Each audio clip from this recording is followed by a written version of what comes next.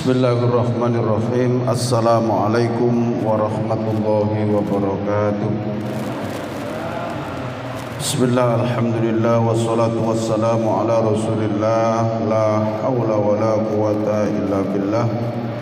Subhanaka la ilma lana illa ma 'allamtana innaka antal alimul hakim. Rabbi shrah li sadri wa yassir li amri wahlul 'uqdatam min lisani yafqahu qawli. Amma ba'du. Bapak-bapak, ibu jamaah Masjid Raudhatul Falah yang dimuliakan oleh Allah Subhanahu wa taala, kita haturkan rasa syukur kehadirat Allah Subhanahu wa taala dengan ucapan alhamdulillahirabbil alamin. Tsumma alhamdulillahirabbil alamin walhamdulillahirabbil alamin. Atas limpahan rahmat, hidayah, inayah kepada kita semuanya, nikmat berupa kesehatan jasmani rohani, nikmat berupa iman, Islam, istiqomah melakukan kebaikan dan amal soleh. Mudah-mudahan amal ibadah kita diterima oleh Allah Subhanahu wa taala. Yang kedua, ucapan Allahumma sholli wa sallim wa barik ala sayyidina Muhammad wa ala ali sayyidina Muhammad, tetap terhaturkan kepada junjungan kita Nabi besar Muhammad sallallahu alaihi wasallam. Para jemaah yang dirahmati oleh Allah, marilah kita lanjutkan kajian kita surat Al-An'am ayat 124. Semoga ayat-ayat yang kita kaji bisa nambahi ilmu pengetahuan agama kita. Tambahnya ilmu pengetahuan agama kita seiring dengan tambahnya ketebalan iman dan ketakwaan kita kepada Allah Subhanahu wa taala. Ala hadini ya as-salihah al-Fatihah. A'udzu billahi minasy syaithanir rajim. Bismillahirrahmanirrahim. Alhamdulillahi rabbil alamin. Ar-Rahmanir Rahim. Maliki yaumiddin. Iyyaka na'budu wa iyyaka nasta'in. Ihdinas siratal mustaqim. Siratal ladzina an'amta 'alaihim ghairil maghdubi 'alaihim waladdallin. Amin. Bismillahirrahmanirrahim. Wa idza ja'athum, dan apabila datang kepada mereka orang Quraisy Mekah ayatun ayat, qalu mereka berkata lan nu'mina, tidaklah kami beriman, hatta nukta, sehingga didatangkan kepada kami, mislama, seperti apa yang utia, diberikan, didatangkan, Rasulullahi, Rasul-Rasul Allah sebelum Muhammad.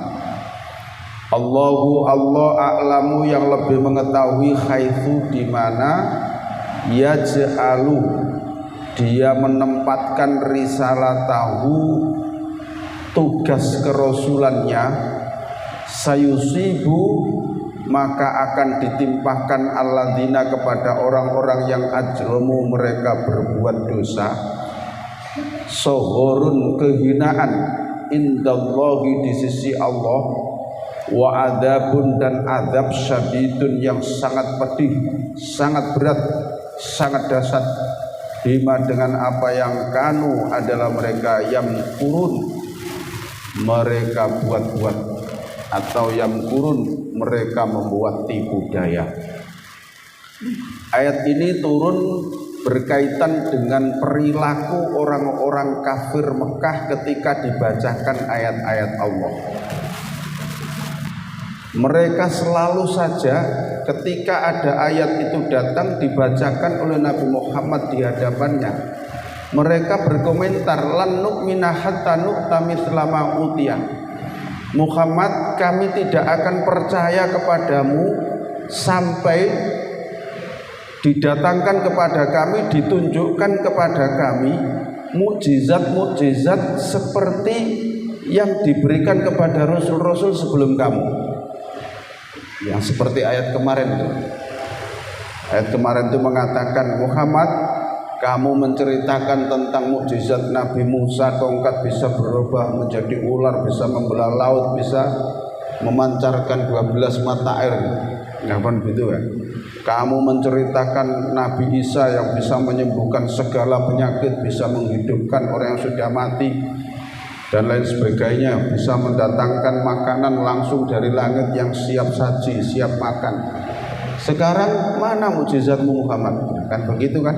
Yang kemarin, ayat kemarin itu.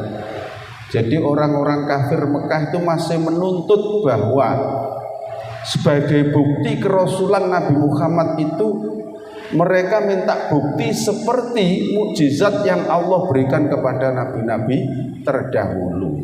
Gitu loh.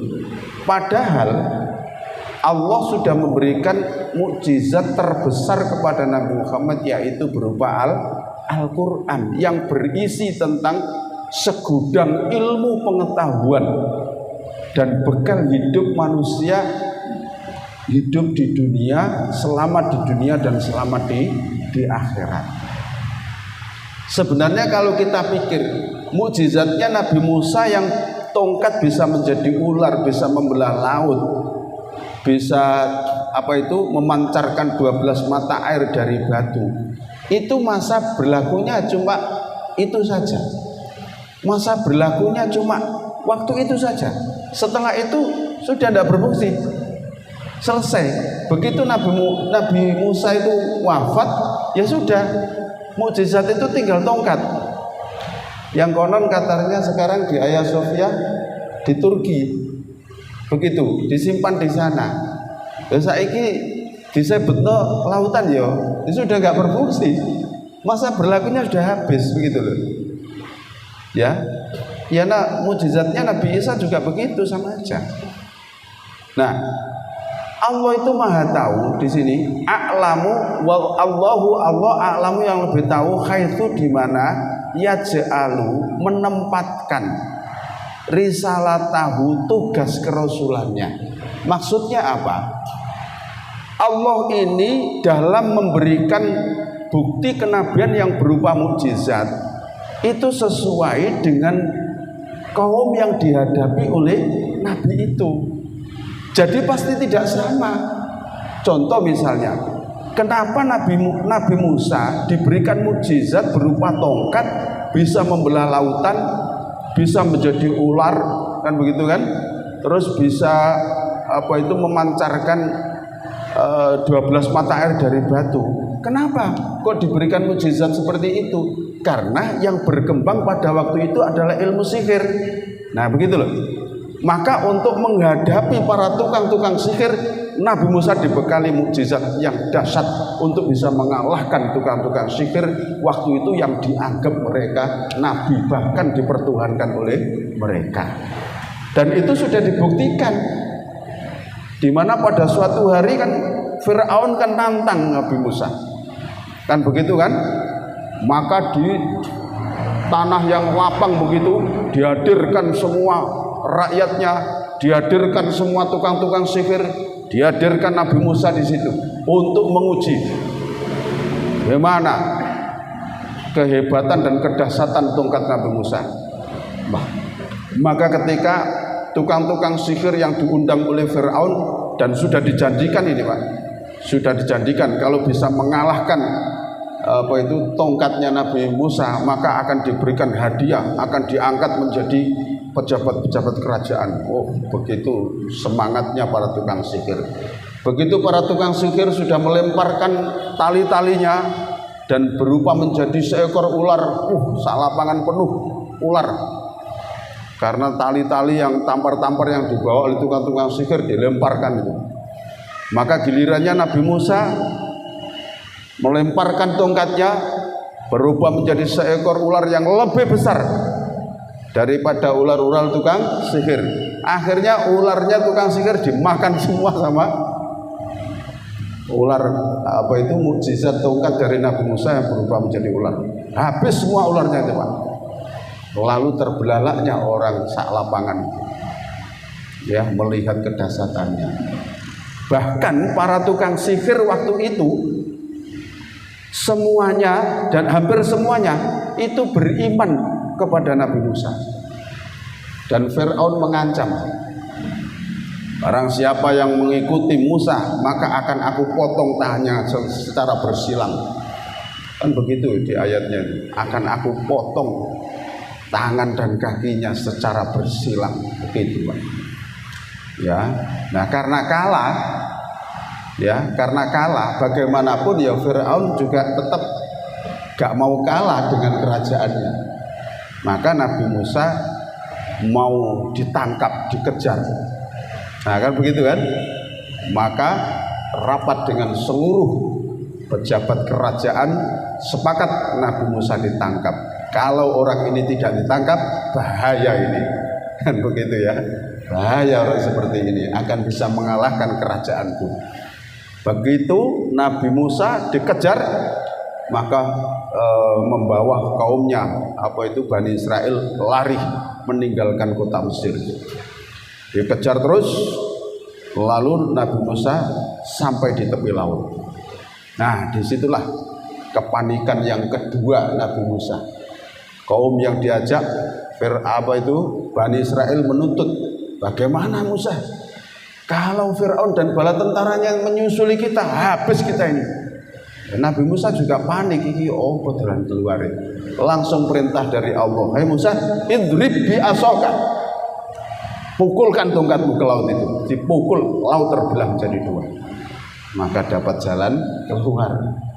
Maka lewatlah. Dan itu membelah itu para jamaah sekalian, kalau logikanya, karena bekas air kan pasti bledok ya, iya kan, tanahnya lempung dan tidak bisa dilewati, kan begitu kan?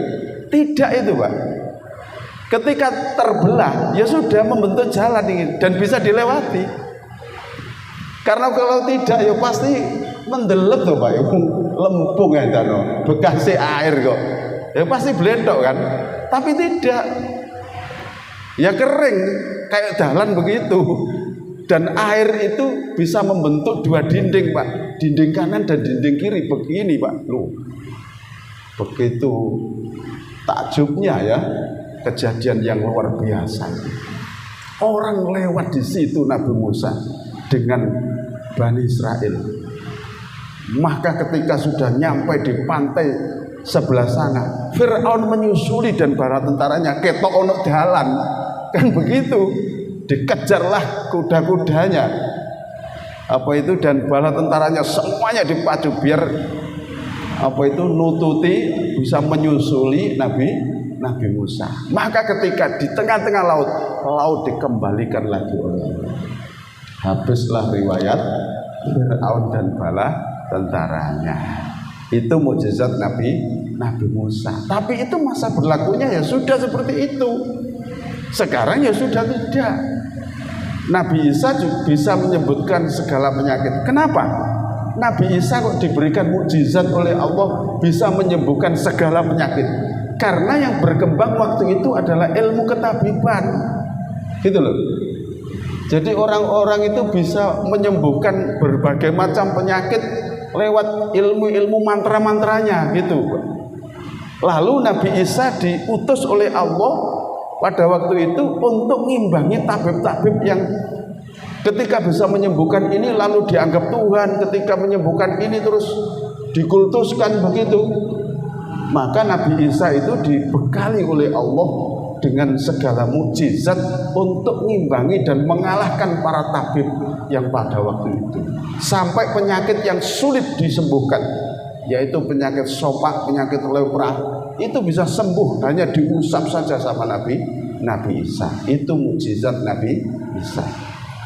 Tuh. Tapi ya juga berlaku pada waktu itu. Nah, karepe wong Mekah itu lanti mukjizatmu Muhammad. Kan begitu. Kok gak kayak nabi-nabi dhisik. Nah, kan begitu kan. Mereka tidak tahu bahwa Allahu a'lamu haitsu yaj'alu risalatah. Allah yang lebih tahu di mana dia menempatkan tugas kerasulannya. Begitu. Kenapa Nabi Muhammad tidak dibekali mukjizat seperti nabi-nabi terdahulu? Karena yang berkembang pada waktu itu di masyarakat jahiliyah, yang berkembang adalah ilmu sastra. Nah begitu. Orang jahiliyah itu tukang membuat sastra, syair-syair. Orang mengejek seseorang juga karena syair-syairnya disebarluaskan. Orang memuji seseorang yang dipuji-puji, yang dihormati, juga membuat syair-syair. Nah gitu kan. Kalau sekarang itu ya wartawan, begitu ya, ditulis di koran, sebarluaskan, begitu. Lah orang Arab jahiliyah itu kebiasaannya begitu, gitu loh. Maka seringkali diadakan perlombaan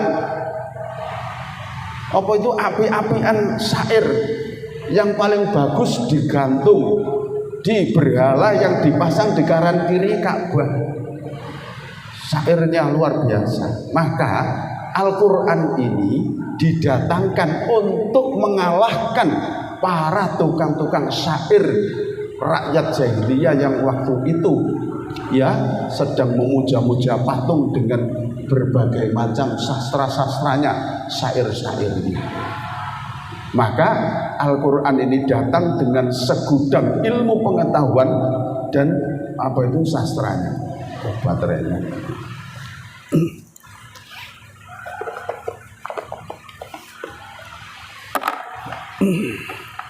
Belum nyambung. Ini kurang deh, dengan begini.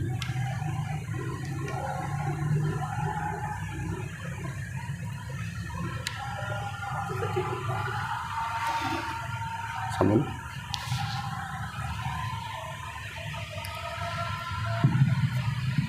Alhamdulillah. Ya, jadi seperti itu. Allah yang Maha mengetahui di mana tempat tugas kerasulannya di masyarakat yang berkembang apa. Maka Allah kan memberikan mukjizat sesuai dengan yang kaum yang dihadapi, begitu loh. Tapi orang kafir Mekah ya masih saja ngeyel, kan begitu loh. Masih saja ngeyel. Ya, menuntut seperti nabi-nabi terdahulu, padahal masyarakat yang dihadapi tidak sama, kan begitu ya. Nah, maka ilmu pengetahuan yang dibawa oleh Al-Quran dan susunan-susunan kalimat yang bersastra tinggi, ini adalah untuk mengalahkan orang-orang kafir Mekah yang ahli dalam bidang syair, yang ahli dalam bidang sastra itu. Sampai-sampai Sayyidina Umar itu kan orang yang paling jago membuat syair, Pak. Maka ketika Sayyidina Umar dibilangi bahwa adiknya sudah mengikuti agama Muhammad terlebih dahulu, lalu kembali kepada rumah adiknya untuk membuktikan yang waktu itu adiknya sedang membaca surat Toha, 10 ayat didengarkan sama Sayyidina Umar. Lalu Sayyidina Umar sampai tertarik hatinya, perasaannya dengan kalimat-kalimat yang dibaca oleh adiknya itu, sehingga Sayyidina Umar menyimpulkan, sungguh luar biasa susunan kalimat yang dibaca oleh adik saya. Saya ini orang yang ahli sastra, tapi belum pernah mendengar susunan kata yang seindah itu. Lalu Sayyidina Umar mengambil kesimpulan, itu pasti bukan buatan manusia. Lalu mengambil kesimpulan begitu, jelas bukan buatan manusia. Saya ini orang yang nomor 1 membuat syair, tapi saya belum menemukan dan saya tidak bisa membuat susunan yang seindah dibaca oleh adik saya. Sampai seperti itu. Lalu Sayyidina Umar masuk terus tanya, mana mushaf yang kamu baca? Disingit karo adiknya kan? Diroyok. Nah setelah itu dibaca oleh Sayyidina Umar, maka berlinang air mata, jatuh pedangnya, Pak. Enggak jadi mencari Nabi Muhammad, mau membunuhnya.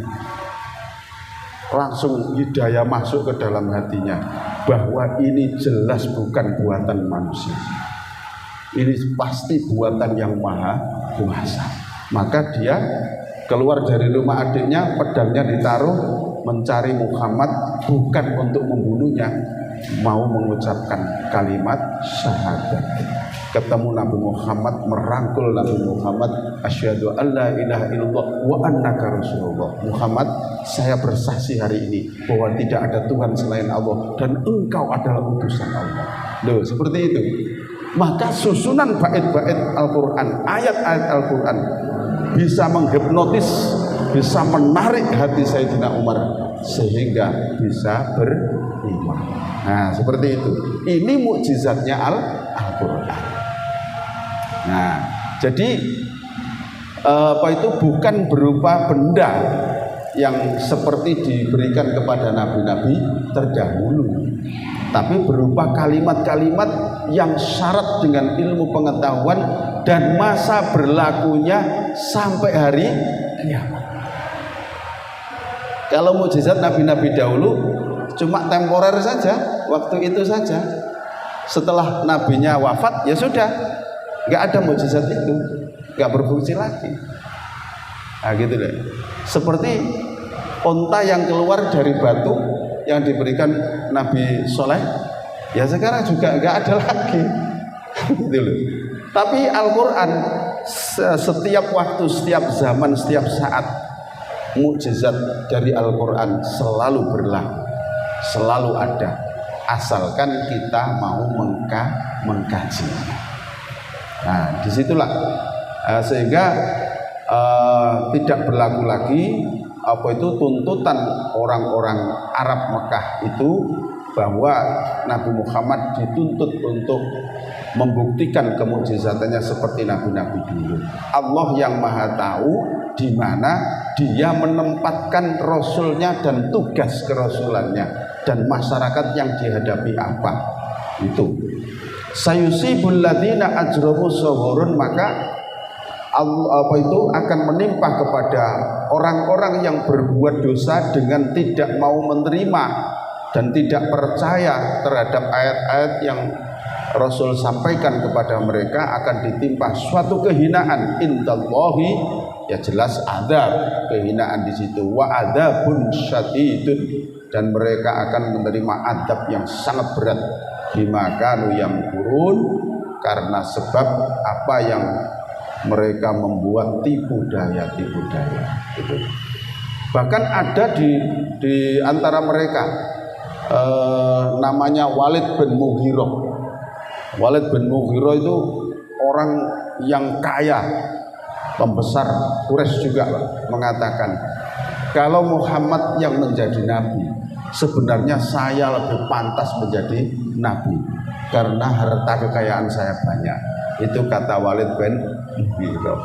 Tapi Allah kan maha tahu siapa yang dipilih untuk menjadi nabi dan rasul. Dikira nabi itu ada pemilihan. Kayak sekarang mau pilpres begitu, mencari masa begitu lah, ya ngalor ngidul dolek masa gitu lah. Nabi gak berlaku, Pak. Walaupun dia kaya, pembesar Quraisy, Allah gak sudi kalau dia ini. Karena apa? Pilihan Nabi itu tidak bisa dipengaruhi oleh siapapun, Pak. Gitu loh kan? Gak mengenal pengaruh dari mana. Allah yang maha tahu, dan itu sudah pilihan Allah, pasti yang terbaik itu. Ya itu. Faman, maka barang siapa yang yuridillahu, Allah menghendaki ayah diahu, untuk memberikan hidayah kepadanya, hidayah tentang Islam ini. Yasraf, maka Allah melapangkan sodrohu, dadanya, lil islami, untuk menerima Islam. Waman, dan barang siapa yang yurid, Allah menghendaki ayyudillahu, untuk menyesatkannya, yaj'al, maka Allah menjadikan sodrohu, dadanya, doyikon, sempit, harajan, berat menerima Islam ini, berat menerima Islam. Ka'annama, beratnya seakan-akan, yas'adu fis sama, seperti beratnya orang yang mendaki langit. Itu seperti itu, Pak.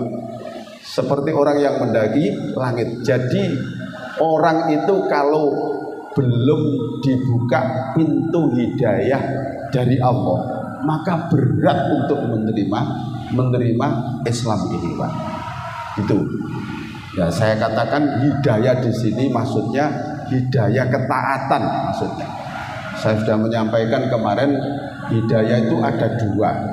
Hidayah yang bersifat permanen, hidayah bawaan sejak lahir, yaitu hidayah iman. Kenapa demikian? Karena Rasul mengatakan kullu mauludin yuladu alal fitrah.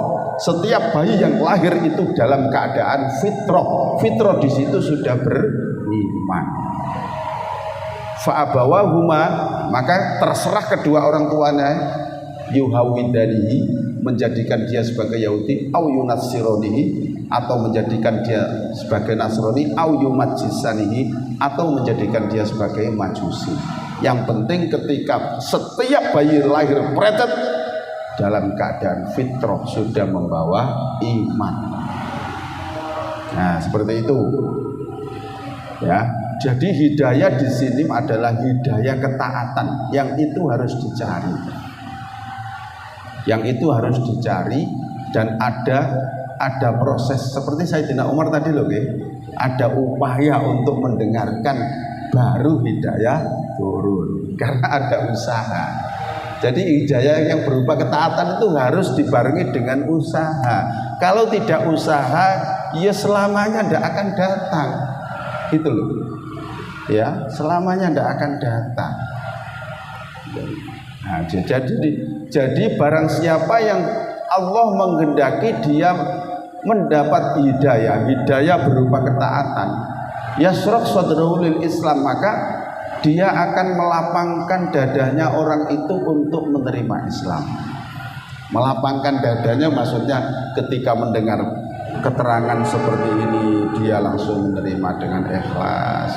Ketika mendengar perintah sholat dia merespon dengan ikhlas, menjalankan sholat itu dengan penuh ketaatan. Ketika Allah itu mewajibkan puasa, dia menerima dengan ikhlas. Ketika Allah mewajibkan zakat bagi yang mampu, dia juga menerima dengan ikhlas. Allah mewajibkan haji bagi yang mampu, dia juga menerima dengan ikhlas. Nah itu. Tapi orang yang dikehendaki disesatkan oleh Allah, Allah menjadikan dadanya sempit, harajan dan berat, ka'annama yas'adu fis sama', seakan-akan beratnya mendaki langit.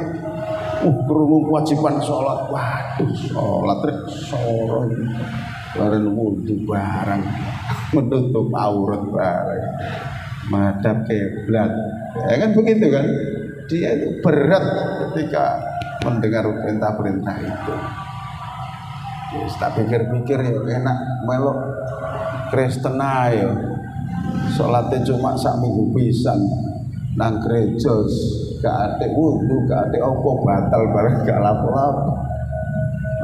Pakaian juga ada nutup aurat gak apa, dan jero gak ada sholat cuma nyanyi-nyanyi, enteng ya sih kiai. Ya begitu, karena dia berat untuk menerima Islam ini. Ya, jadi berat, dijadikan berat seperti beratnya mendaki ke langit. Kadzalika demikian itulah yaj'alullahu, Allah menjadikan ar-rijsa, siksaan alal ladina, atas orang-orang yang la yu'minuna, mereka tidak beriman. Jadi dijadikan berat tadi itu yaitu berupa siksaan Allah. Ya kita bersyukur kepada Allah, kita ini hati kita dijadikan taat, dijadikan tunduk oleh Allah dan ikhlas menerima apa yang Allah firmankan di dalam Al-Quran. Wahada, dan ini Islam itu maksudnya Islam yang aku berikan kepadamu itu Muhammad, siratu rabbika, jalan Tuhanmu, mustaqiman, yang lurus. Jadi agama Islam yang aku berikan kepadamu Muhammad dan untuk semua umatmu, ini adalah jalan Tuhanmu yang lurus. Maka di surat Al-Fatihah selalu kita baca ihdinas siratal mustaqim. Ya Allah, tunjukkanlah kepada kami jalan yang lurus. Ya jalan menuju Allah itu. Ya, jalan yang mana? Siratal ladzina an'amta 'alaihim, yaitu jalan yang sudah dilalui oleh orang-orang yang telah Engkau beri nikmat atas mereka. Siapa itu? Jalan yang sudah dilalui oleh para nabi, para rasul, para sahabat, para tabi'in, yaitu jalan yang lurus itu.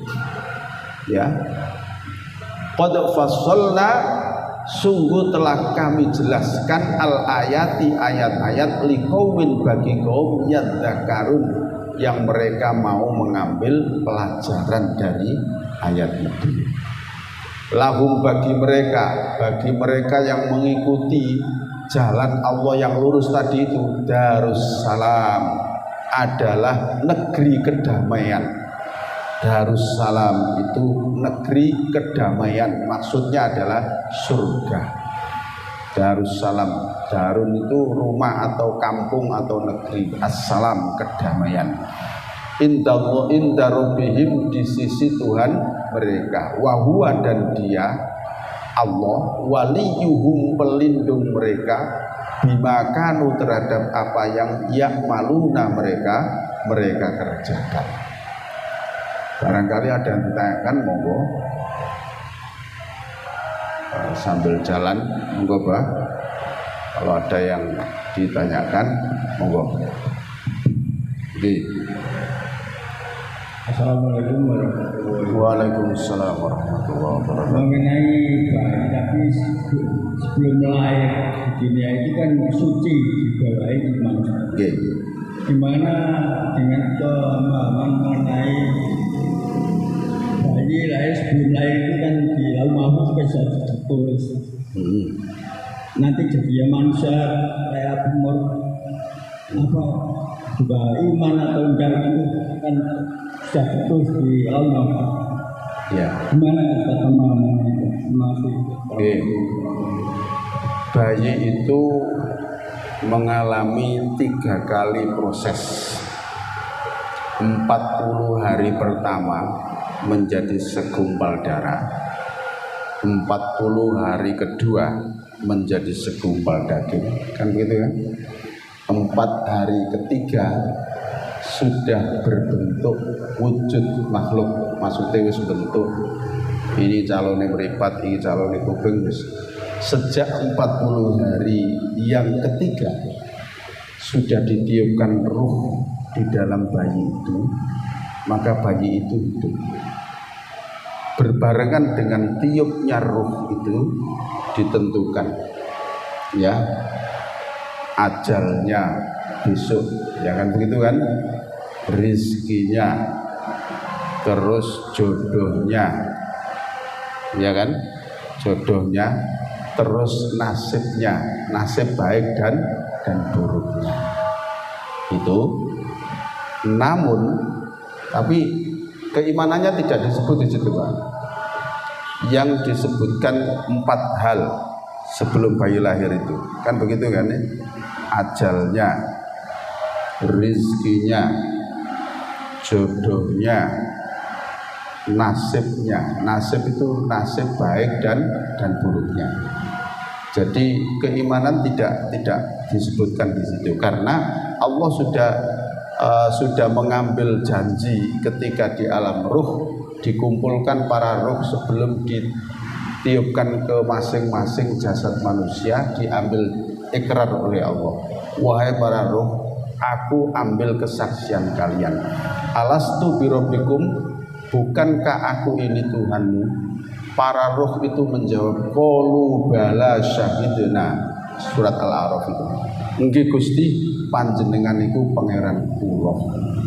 Berarti kan para ruh sudah menyatakan bahwa para ruh itu sudah mengakui keesahan Allah sebagai Tuhan satu-satunya. Oleh karena itu, karena ruh sudah mengakui dan setiap bayi yang lahir itu sudah suci tadi, dibekali iman karena sudah berikrar, maka ketika ruh ditiupkan ditentukan 4 hal itu. Namun sekali lagi Keputusan Allah itu bisa berubah karena kekuatan doa dari hambanya. Walaupun sudah ditentukan ajalnya, apa itu rizkinya, jodohnya, nasib baik dan buruknya, hal itu masih bisa berubah. Jadi karena ada dua kekuatan, ya, di dalam agama kita ini ada dua kekuatan yang sama-sama kuat. Satu adalah takdirnya Allah, qada qadarnya Allah, keputusan Allah, takdirnya Allah kuat. Sudah Allah tulis dalam Lauh Mahfuz, kuat. Itu. Yang kedua adalah kekuatan doa. Jadi gitu ya, kekuatan doa. Di dalam Al-Quran disebutkan yamhullahu ma yasha wa yuthbit wa indahu umul kitab. Yamhullahu ma yasha, Allah menghapus apa yang Dia kehendaki, wa yuthbit, dan berhak menetapkan apa yang Dia tetapkan. Gitu. Nah, doa ini juga mempunyai kekuatan yang luar biasa. Karena apa? Doa itu diperintah. Ud'uni astajib lakum. Hai para hambaku, berdoalah kamu kepadaku, niscaya akan aku kabulkan. Perintah kan? Tiap-tiap perintah pasti itu ibadah. Ayat ini dikuatkan oleh hadis Rasul. Berdoalah kamu, niscaya aku kabulkan. Hadis Rasul mengatakan, la yaruddul qadha illa doa. Dalam riwayat yang lain, ad-du'a'u yaruddul qadha. Tidak ada yang bisa merubah keputusan-keputusan Allah yang sudah Allah tetapkan illa doa, kecuali kekuatan doa. Jadi seringkali Allah itu merubah yang sudah diputuskan karena kekuatan doa dari hambanya. La yaruddul qadha illa doa. Tidak ada yang bisa merubah keputusan-keputusan Allah illa doa, kecuali doa. Termasuk 4 hal yang diputuskan tadi. Misalnya di Lauhil Mahfuz, orang ini ditentukan nasib baik dan buruknya. Orang ini nasibnya jelek, Pak. Tapi orang ini ternyata berdoa kepada Allah luar biasa, menjadi orang yang taat. Maka itu dirubah oleh Allah dari yang jelek menjadi baik. Maka Lailatul Qadar itu di sebagian riwayat ada yang mengatakan malam perubahan takdir. Lailatul Qadar itu malam perubahan takdir. Maka pada malam Lailatul Qadar itu berdoalah yang sebanyak-banyaknya, dungo sing api-api, karena malam itu perubahan takdir. Takdir sing elek-elek dirubah karo Allah sesuai dengan doa-doa hambanya. Ngoten bae. Jadi begitu, Pak. Jadi ya memang sudah diputuskan, tapi masih bisa berubah sesuai dengan kekuatan doa dari hambanya. Maka ayo kita kuatkan doa. Doa ini luar biasa. Sampai Rasul juga mengatakan selain daripada itu, ad-du'a'u yaruddul qadha, doa itu bisa merubah keputusan Allah. Rasul juga mengatakan ad-du'a'u muhul ibadah. Doa itu adalah puncaknya ibadah. Luar biasa doa ini. Ad-du'a'u muhul ibadah. Doa itu puncaknya ibadah. Jadi jangan sampai setelah zikir tidak berdoa. Berdoa puncaknya ibadah kok. Nah, gitu. Monggo kalau ada yang lain, Pak. Untuk nopo-nopo. Ya, assalamualaikum warahmatullahi wabarakatuh. Waalaikumsalam warahmatullahi wabarakatuh. Jadi skenario Allah di dalam Quran Al-Ghafir ayat 31 itu Allah berfirman, dan tidaklah aku menghendaki kedoliman terhadap hamba-hambaku. Ya, jadi skenario Allah terhadap semua makhluknya itu pasti baik. Ya, tidak mungkin. Tetapi saya ingin menanyakan di sini kaitannya dengan Al-An'am 125 yang kita baca barusan ini. Kok di sini Allah barang siapa dikehendaki Allah akan mendapat petunjuk, dia akan membuka dadanya untuk menerima budaya Islam. Dan barang siapa dikehendaki Allah menjadi sesat, dia jadikan dari sesat dan seterusnya. Maksudnya kok dia barang siapa dikehendaki Allah menjadi sesat, dan ini maksudnya apa? Ini kok Allah menghendaki hambanya seseorang itu menjadi sesat. Ini tolong bisa ada penjelasan supaya enggak Jadi seakan-akan Allah itu salah. Itu dikehendaki diberi hidayah, itu dikehendaki disesatkan, kan gitu. Nah, jadi begini, yang dikehendaki oleh Allah diberi hidayah, tentunya orang yang berusaha mencari hidayah itu. Gitu kan? Seperti Sayyidina Umar tadi loh, Sayyidina Umar tadi dikehendaki oleh Allah. Kenapa kok dikehendaki diberi hidayah? Karena Sayyidina Umar sendiri ada upaya untuk berusaha mendengarkan ayat yang dibaca oleh adiknya. Berarti kan ada upaya. Karena Sayyidina Umar ada upaya untuk berusaha mendengarkan kalimat yang dibaca oleh adiknya, lalu Allah menurunkan hidayah. Nah, berarti Sayyidina Umar dikehendaki diberi hidayah oleh Allah karena Sayyidina Umar sendiri juga ada upaya untuk mencari itu lewat mendengarkan bacaan Quran dari adiknya. Sementara Abu Jahal, Abu Lahab pamannya Rasul sendiri, dan setiap ada wahyu turun dibacakan di depannya, karena tidak ada niat, tidak ada upaya untuk mendengarkan dan merenungkan yang dibaca oleh Nabi Muhammad, maka Allah juga tidak memberikan hidayah. Maka Allah menghendaki sesat, ya sudah, karena kamu juga tidak ada upaya untuk mendengarkan, bahkan merenungkan saja kamu tidak pernah ada upaya, sudah, berarti ya kamu tak kehendaki sesat. Kamu sendiri tidak ada upaya untuk mencari itu. Jadi kehendak Allah diberi hidayah dan juga dikehendaki sesat itu bergantung dengan usaha manusia itu sendiri. Itu seperti itu, Pak. Ya, kalimatnya memang seperti itu, tapi prosesnya seperti itu. Itu mendapatkan hidayah ini, hamba itu orang itu harus berdakwah oleh diri sendiri dulu. Iya, berusaha dan berkorban juga. Betul. Untuk mendapatkan usaha untuk mendapatkan hidayah. Iya, betul. Oke. Jadi kalau tidak ada upaya, ya sudah, berarti dia sendiri kan tidak menghendaki dapat hidayah. Ya sudah, ya berarti Allah menghendaki sesat, begitu. Nah, itu loh. Jadi seperti itu. Ya. Jadi ini maksudnya hidayah berupa ketaatan, untuk menerima Islam tadi. Gitu. Jadi sekali lagi ada hidayah, ada upaya. Nah, seperti panjenengan hadir di sini kan dalam rangka juga mencari hidayah.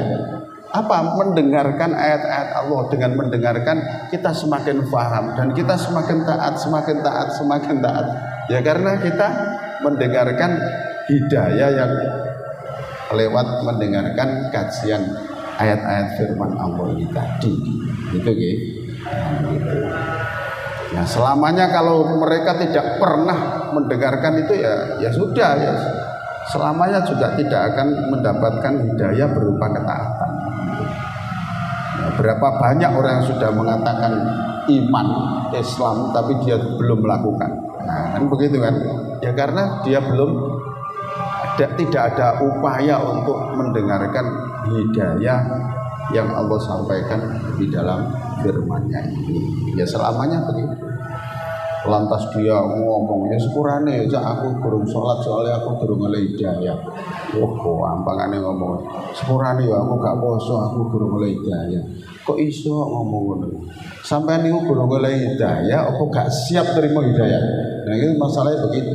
Sampai tuh gak gelem doleh hidayah, gak siap terima hidayah. Hidayah wis ono do Al-Qur'an insyaallah. Sampai anaknya juga gelem. Begitu. Ya jadi seperti itu.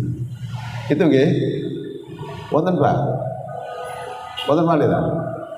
Sampun. Sampun nggih. Ya mudah-mudahan bisa menambah pengetahuan kita ya, dan kita semakin tunduk, semakin taat dengan agama Allah Subhanahu wa taala. Kita akhiri dengan doa berdoa majelis. Subhanakallahumma wa bihamdika asyhadu an la ilaha illa anta astaghfiruka wa atubu ilaik. Alhamdulillahirabbil alamin. Assalamualaikum warahmatullahi wabarakatuh.